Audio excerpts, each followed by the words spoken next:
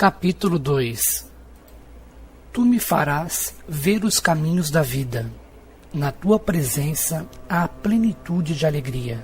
Na tua direita, delícias perpetuamente. Salmo 16, 11.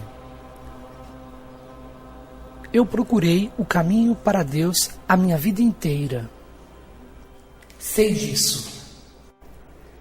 E agora que o encontrei, não consigo acreditar. É como se estivesse sentado aqui falando para mim mesmo. Você está. Isso não corresponde à minha ideia do que seria uma comunicação com Deus.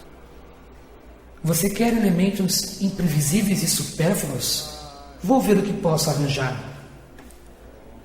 O senhor sabe que algumas pessoas considerarão todo este audiolivro uma blasfêmia, especialmente se continuar a mostrar-se como alguém tão sábio. Deixe que eu lhe explique algo. Você tem essa ideia de que Deus se mostra de um único modo na vida. Ela é muito perigosa. Impede que veja Deus ao seu redor. Se você achar que Deus tem apenas uma aparência e se manifesta ou é de uma única maneira, deixará de ver a mim noite e dia. Passará a sua vida inteira procurando por Deus e não encontrando a aparência. Porque está procurando por Ele. Eu uso isso como um exemplo. Foi dito que se você não vê Deus no profano e no sagrado, perde metade da história. Essa é a grande verdade. Deus está na alegria e na tristeza, no doce e no amargo. Há um propósito divino por trás de tudo e, portanto, uma presença divina em tudo. Certa vez, eu comecei a escrever um livro intitulado Deus é um sanduíche de salame. Esse teria sido um ótimo livro. Fui eu que o inspirei. Por que não o escreveu?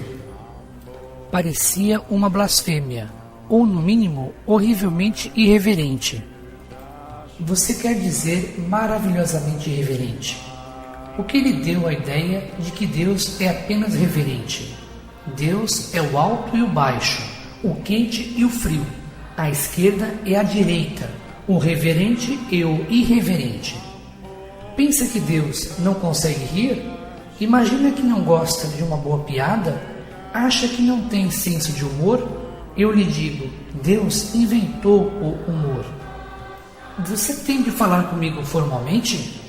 As gírias e a linguagem rude estão além da minha compreensão?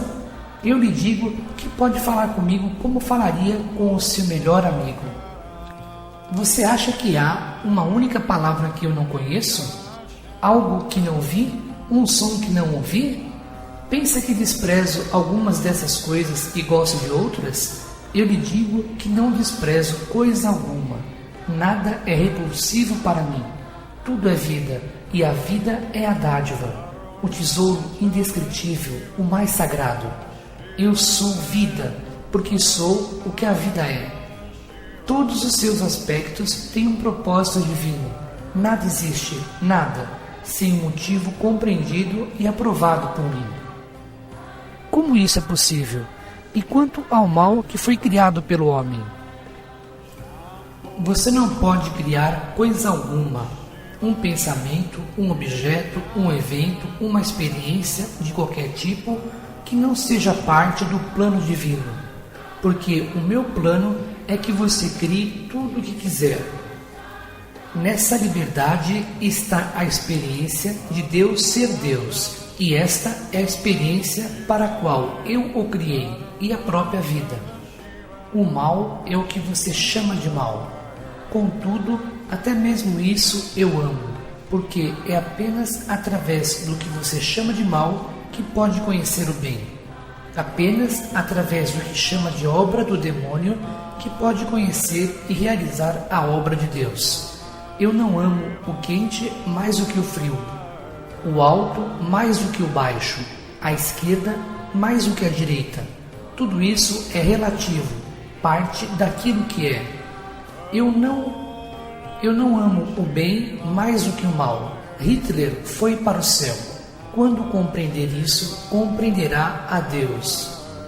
Mas eu fui criado para acreditar que o bem e o mal realmente existem, que o certo e o errado são opostos, que algumas coisas não são aceitáveis para Deus. Tudo é aceitável para Deus, pois como Deus poderia não aceitar aquilo que é?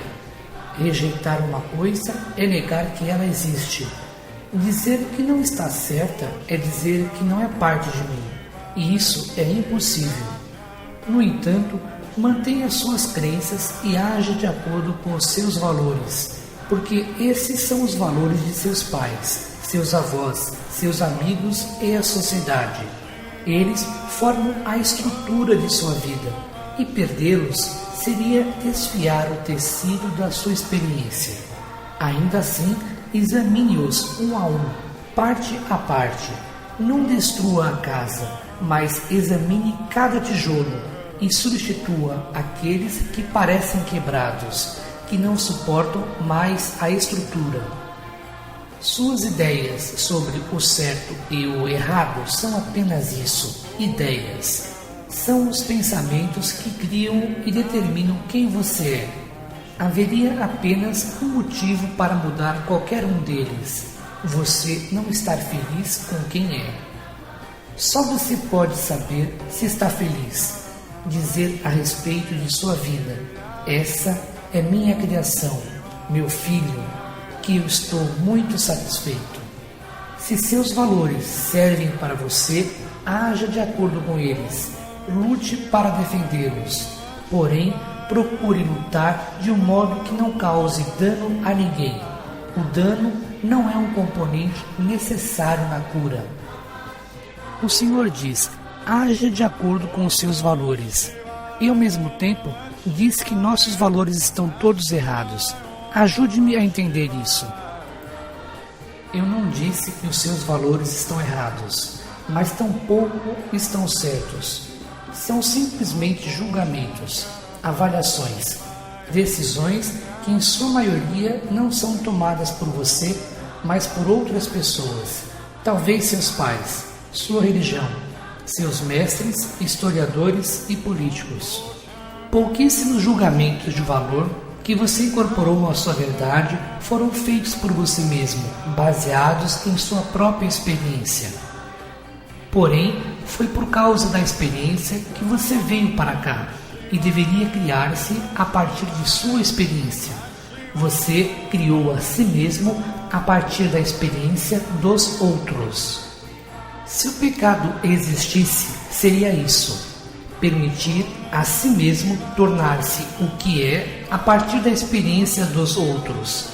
Esse é o pecado que todos vocês cometeram. Não esperam as suas próprias experiências, aceitam a experiência dos outros como evangelho, literalmente, e então, quando têm pela primeira vez a experiência verdadeira, sobrepõem a ela o que pensam que já sabem.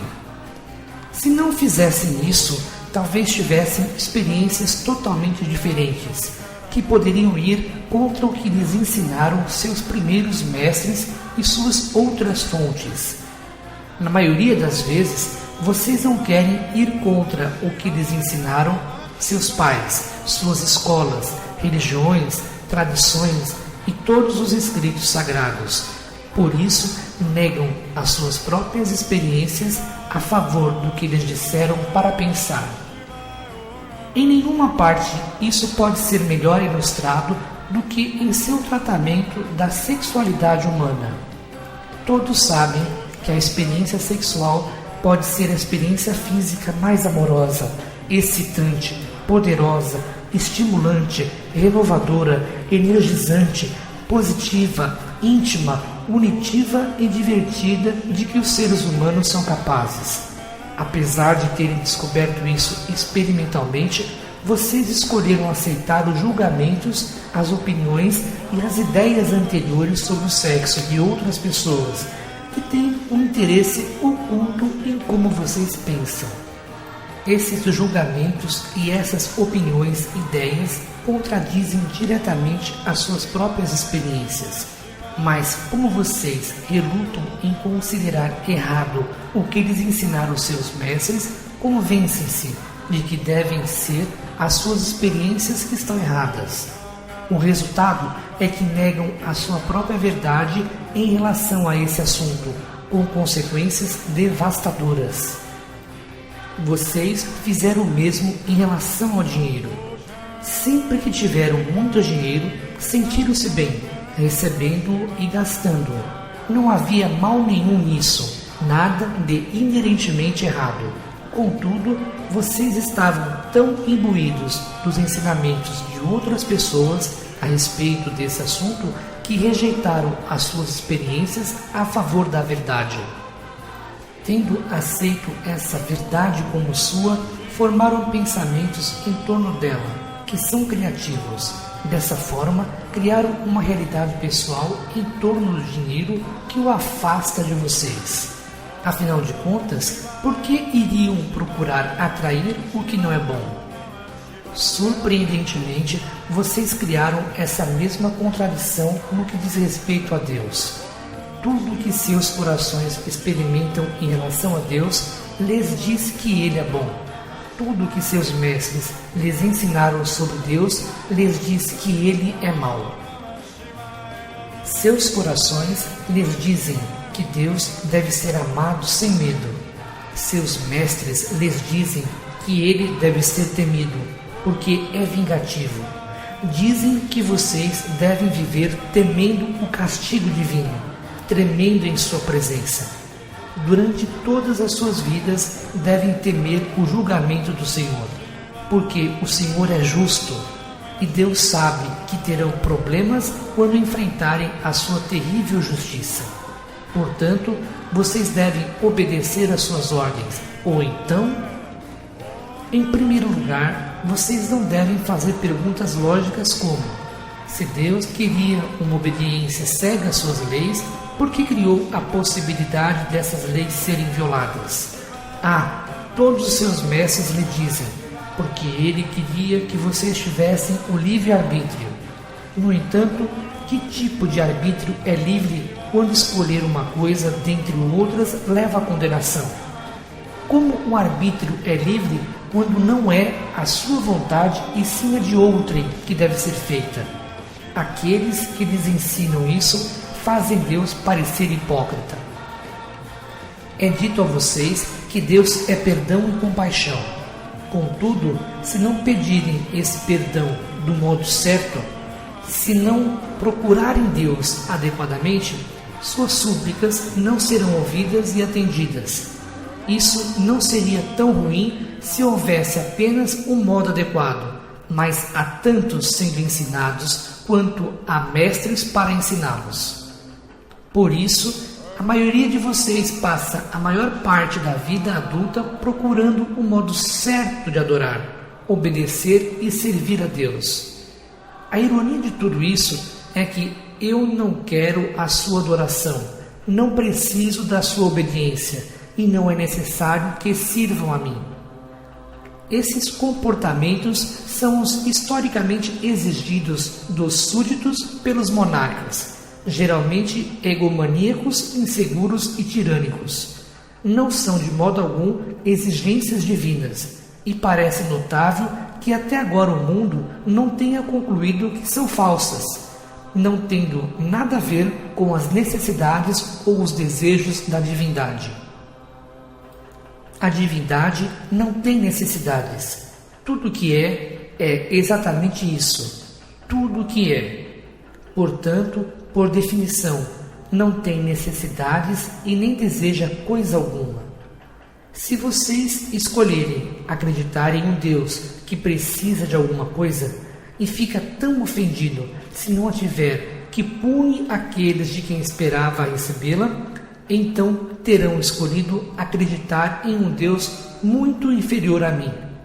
Na verdade, serão filhos de um Deus inferior. Não, meus filhos, por favor, deixe-me afiançar-lhes novamente através deste audiolivro, que eu não tenho necessidades, não exijo coisa alguma. Isso não significa que não tenho desejos. Desejos e necessidades são coisas diferentes, embora muitos de vocês as tenham igualado em suas vidas atuais. O desejo é o começo de toda a criação. É o primeiro pensamento, um sentimento profundo dentro da alma. É Deus escolhendo o que criar a seguir. E qual é o desejo de Deus? Eu desejo primeiro saber e experimentar quem sou, em toda a plenitude, para conhecer quem realmente sou. Antes de criar você e tudo o que há no universo, era impossível compreender isso. Em segundo, eu desejo que vocês saibam e experimentem quem realmente são, através do poder que lhes dei de criar e experimentar a si mesmos do modo que escolherem.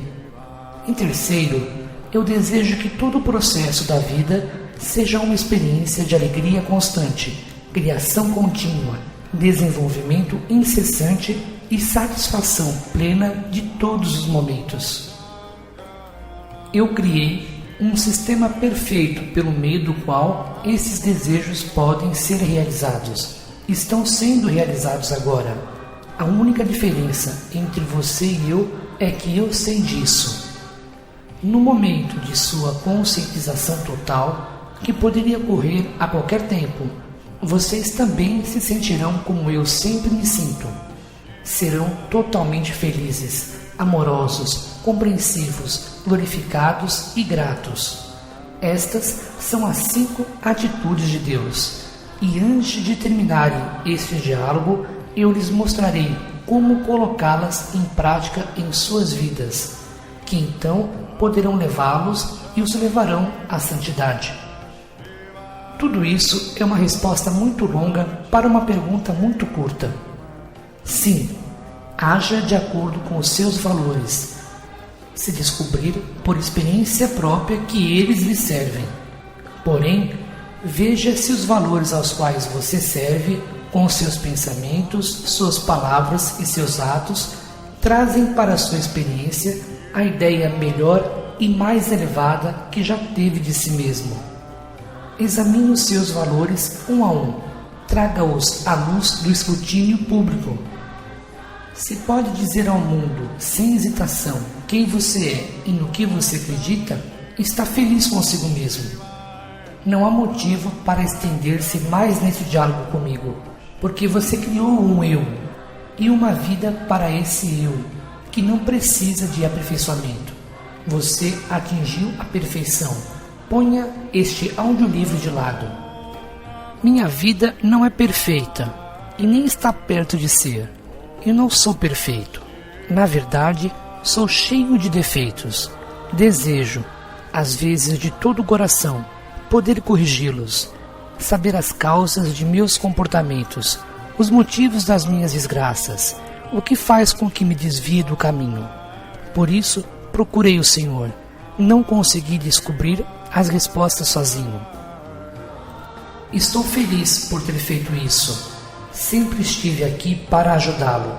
Você não tem de descobrir as respostas sozinho. Nunca teve. Mas isso parece tanta presunção. Simplesmente sentar-me e dialogar com o Senhor assim. E imaginar que Deus está respondendo. Quero dizer, é loucura. Eu entendo. Os autores da Bíblia eram todos sãos, mas você é louco. Os autores da Bíblia foram testemunhas da vida de Cristo e registraram fielmente o que ouviram e viram. Correção: a maioria dos autores do Novo Testamento nunca conheceu ou viu Jesus em suas vidas.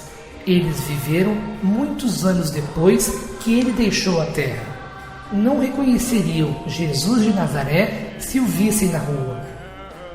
Mas os autores da Bíblia tinham muita fé e eram grandes historiadores. Ouviram as histórias que foram contadas a eles e a seus amigos por pessoas mais velhas, que as tinham ouvido de outras pessoas mais velhas, até finalmente fazer um registro escrito. E nem tudo que os autores da Bíblia escreveram foi incluído no documento final. Os ensinamentos de Jesus já tinham levado ao aparecimento de igrejas. E como acontece sempre que as pessoas se reúnem em grupos formados em torno de uma ideia influente, havia certos indivíduos dentro dessas igrejas ou desses enclaves que determinavam que partes da história de Jesus seriam contadas e como. Esse processo de selecionar continuou durante toda a compilação, a produção literária e a publicação dos Evangelhos e da Bíblia. Até mesmo vários séculos depois que os textos sagrados originais foram escritos, um concílio determinava mais uma vez que doutrinas e verdades deveriam ser incluídas na Bíblia então oficial, e quais seriam prejudiciais ou prematuras para se revelar às massas. E também houve outros textos sagrados, escritos em momentos de inspiração por homens comuns, que não eram mais loucos do que você. Está insinuando que estes audiolivros poderiam um dia tornar-se sagrados? Meu filho, tudo na vida é sagrado. Sendo assim, esses audiolivros também são. Mas eu não farei com você um jogo de palavras, porque sei o que quer dizer. Não, eu não estou insinuando que estes audiolivros um dia se tornarão sagrados. Pelo menos não antes que se passem séculos ou que a linguagem se torne obsoleta. O problema é que a linguagem aqui é muito coloquial e contemporânea. As pessoas presumem que se Deus quisesse falar diretamente com você, não faria como se fosse um amigo que mora na casa ao lado. A linguagem deveria ter uma estrutura unificadora, se não divinizadora, uma certa dignidade, um quê de santidade. Como eu já disse, isso é parte do problema. As pessoas pensam que Deus só aparece de uma forma. Tudo que não corresponde a esta forma é visto como uma blasfêmia. Como eu já disse. Como você já disse. Mas vamos ao âmago da nossa questão. Por que acha loucura conseguir dialogar com Deus? Não acredita na oração? Sim, mas isso é diferente. Para mim, a oração sempre teve um só sentido. Eu peço e Deus permanece imutável. Deus nunca respondeu a uma oração? Ah, sim, mas nunca verbalmente. Aconteceram todos os tipos de coisas em minha vida que me convenceram de que eram uma resposta muito direta à oração, mas Deus nunca falou comigo. Eu entendo. Então, esse Deus em que você acredita pode fazer qualquer coisa, menos falar. É claro que Deus pode falar, se quiser. Só não parece provável que Ele iria querer falar comigo. Essa é a causa de todos os seus problemas da vida. Não achar que merece que Deus fale com você. Como pode esperar ouvir a minha voz se pensa que não merece que eu fale com você? Eu lhe digo que estou fazendo um milagre neste exato momento, porque não só estou falando com você, como também com todas as pessoas que estão ouvindo este audiolivro. Estou falando com todas elas agora. Sei quem são, sei quem ouvirá essas palavras, e que, como acontece com todas as minhas outras comunicações, algumas dessas pessoas não ouvirão palavra alguma. Bem, isso me faz lembrar de outro fato. Já estou pensando em publicar este material enquanto está sendo produzido. Sim, o que há de errado nisso? Não podem dizer que eu estou inventando essa história toda visando lucro? Isso não torna este audiolivro suspeito? Seu objetivo é ditar algo que o faça ganhar muito dinheiro? Não, não é por isso que eu comecei esse diálogo. Eu o coloquei em prática porque há 30 anos minha mente é atormentada por perguntas que eu desejo desesperadamente que sejam respondidas. A ideia de transformar tudo isto em um audiolivro veio depois. Foi minha. Sua? Sim. Não acha que eu iria deixá-lo desperdiçar todas essas maravilhosas perguntas e respostas, acha? Eu não tinha pensado nisso. No início, só queria que as perguntas fossem respondidas, que a frustração e a procura terminassem. Ótimo. Então, pare de questionar os seus motivos. Você sempre faz isso. E vamos prosseguir.